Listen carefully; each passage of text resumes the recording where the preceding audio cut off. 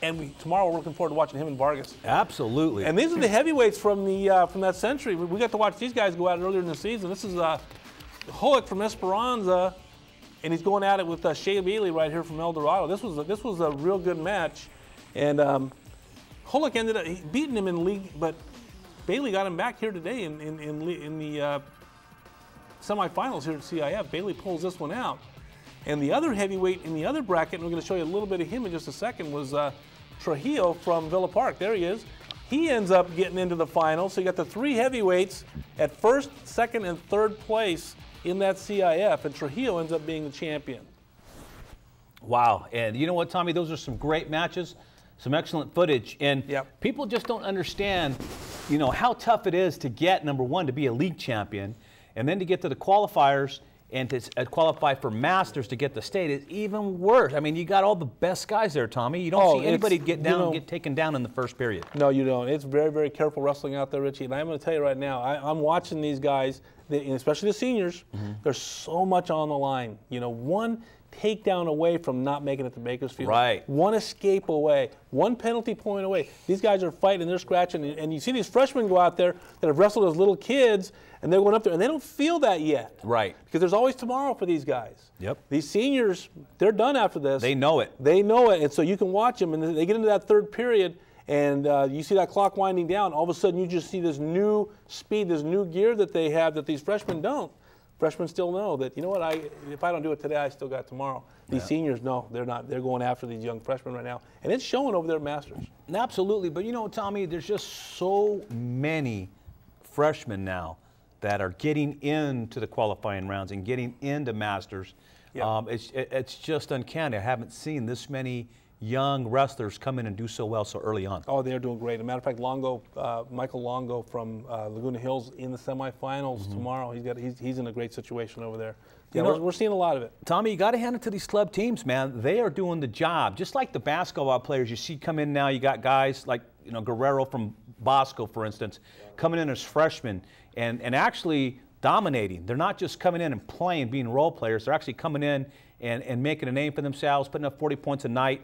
You're getting to see more and more of those kids, and that's because they're playing a lot of AAU ball, a lot of club ball, and the wrestling, it's carried over now with the MMA, and this sport is just getting into the stratosphere now. Yeah, these guys are, like I said, we've said this many times, they're coming in with years of experience. These kids, they got so much mat time already. Back in our day, freshmen didn't wrestle varsity. Come on, if you were a sophomore on varsity, you were doing something really special. And if you did wrestle freshman as varsity, it's because nobody can make weight at 103. There you go. That's it. But these kids now, I mean, the #1 ranked heavyweight in the state right now is a freshman. Yes. That's unheard of. And especially a heavyweight. A heavyweight. These guys, I mean, 265-pound freshmen. Right. You know, and then you got guys like we've had Negretti in here, and again, you know, he got to the qualifiers and so forth and so on. You just don't see a lot of freshmen moving on. Sophomores, I can kind of get it now, because if you're in a good program, you're really going to excel. Yeah, that's true. Yeah.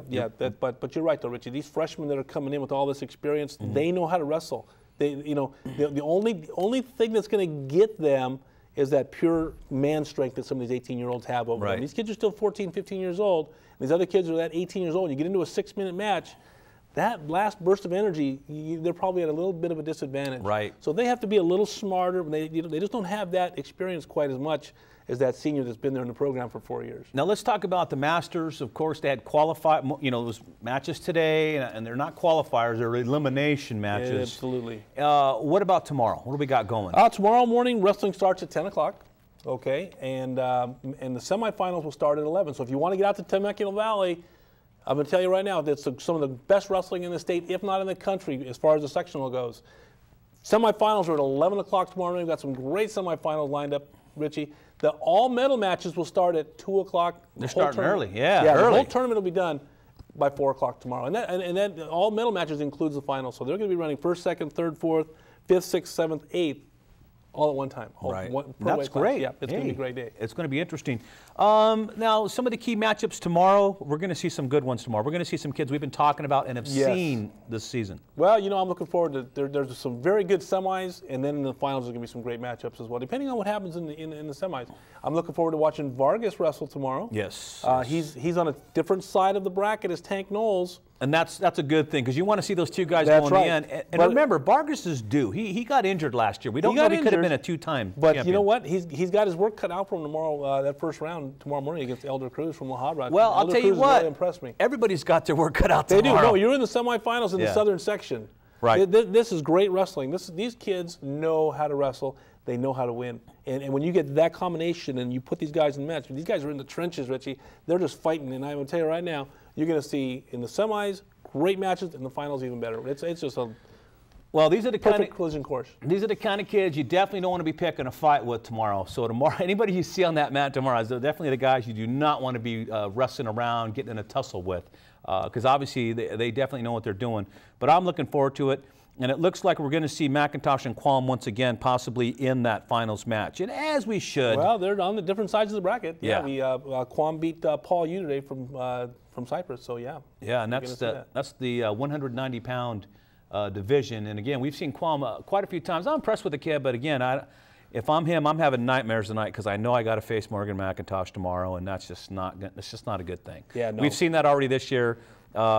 It was a technical fall by Morgan, and Quam just didn't have it that day. Let's put it that way. Listen, if I'm wrestling Morgan, my goals are not to beat him. Okay, I want to be the first guy since his freshman year to score a point on him. A point that he didn't give you. Yeah, he didn't give. Yeah, he gives them away. Nobody has scored an offensive point on this guy since his freshman year. Yeah, that should be these guys' goals.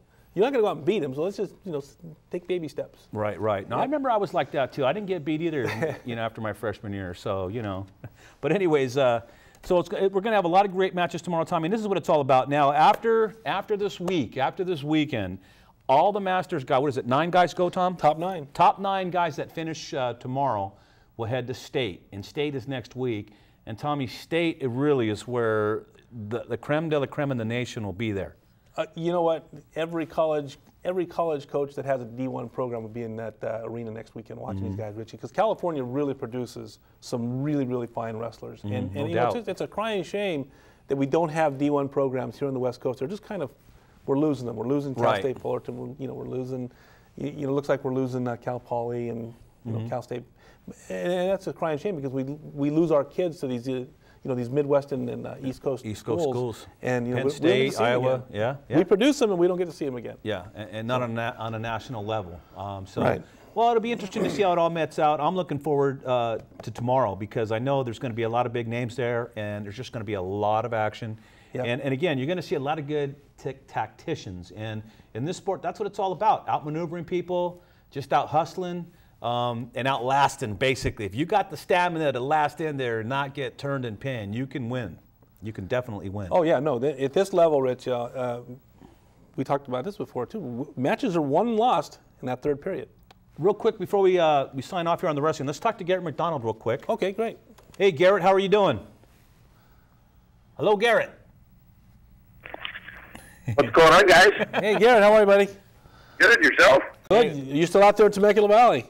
Yeah, I'm still out here, staying down in Escondido at the Welk Resort. All right. Hey, what's going on out there? Anybody, any special weight class jump up at you that we can talk about tonight? Well, it's funny, but I guess from a ranker's perspective, we look like heroes because there weren't too many upsets today. So most of the kids that we put in the rankings and what they should do are where they should be.